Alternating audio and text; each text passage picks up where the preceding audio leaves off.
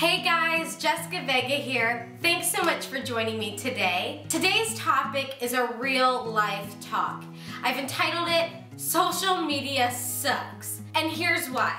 I have such a love-hate relationship with social media. Now I'm sure I'm not alone. I'm sure many of you who clicked on this probably have a similar relationship to social media as I do. It's not just the facades I believe everybody puts out there, but it's that the majority of it is fake. And that's just so not who I am. I'm so not about fake things in this life. Now, I'm not pointing fingers by any means because I'm guilty of this too. I'm simply saying that we can change this.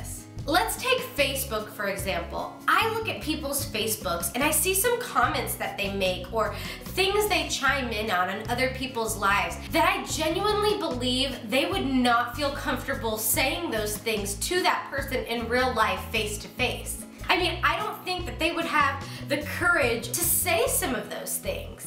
Then there's Twitter. I think people feel the pressure to be wittier or funnier on Twitter than they can actually be in person.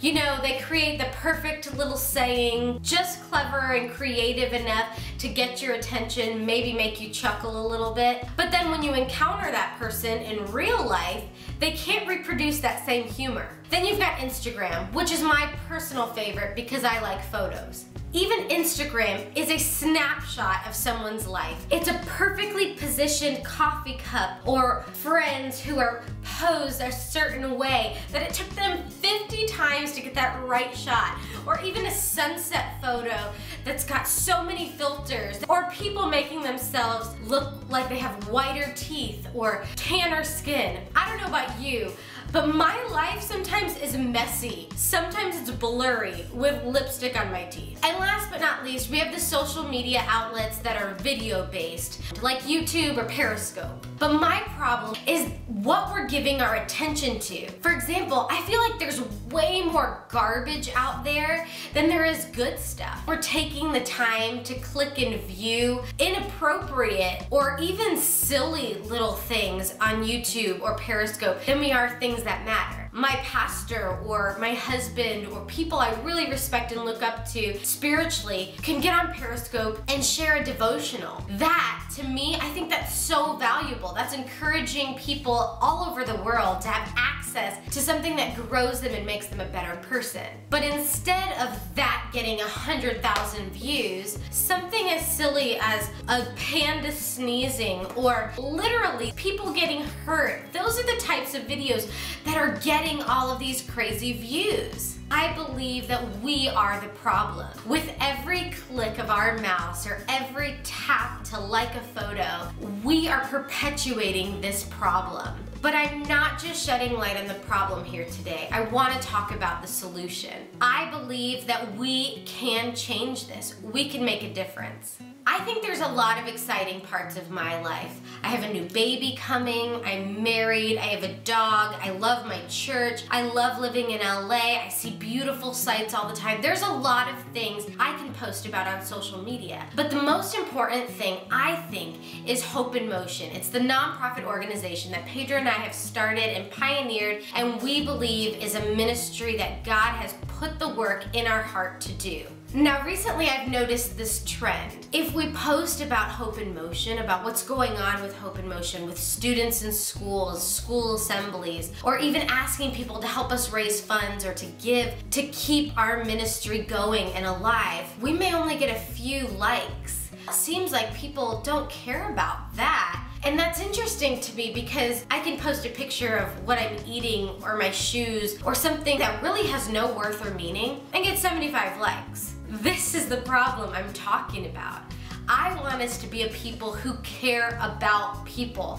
I want us to be people who have big lives, that we give attention and encouragement to the things that really matter, to people who are trying to make a difference.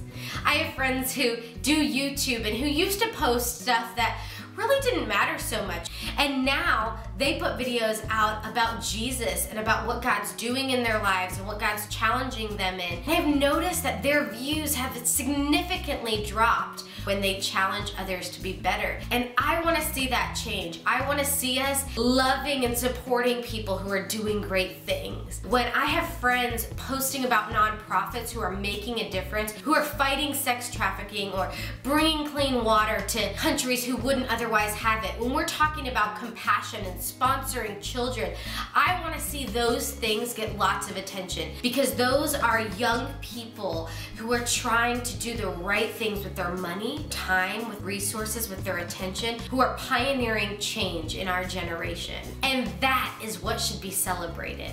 I'm going to start sharing with you on my social media accounts other organizations and people who I believe are doing great things in the world. That if you want to follow them as well, you totally can. And I hope that by us doing this, not only will we encourage, that we will bring attention to what those people are doing, and that other people will also start to be better because they will be encouraged to do big things with their lives. I want to make sure that I'm always creating content that is beneficial, whether that be a recipe that makes your life easier, a talk about something God's laid on my heart, or even just a real chat. Whatever it is, I hope that it's beneficial to someone. Same with my husband Pedro Latore and our organization Be Hope in Motion. We want to saturate the internet with content that makes this world a better place, that improves our quality of life, that encourages young people, old people, any kind of people, anywhere. With this incredible tool called the internet, we can reach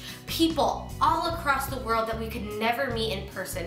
I hope that we are able to use this tool in the best way possible. And that's my promise to you, that everything I put out there is something that I hope you can be proud of as much as I am. I hope that you'll take this challenge with me. We are living big lives. We're sharing that with the world, sharing our challenges, sharing the truth, and that overall we'll all be better because of it. Thanks so much for tuning in this week with me and having this real talk. Thanks for being family and loving me. And until I talk to you next week, I hope you have the best days yet.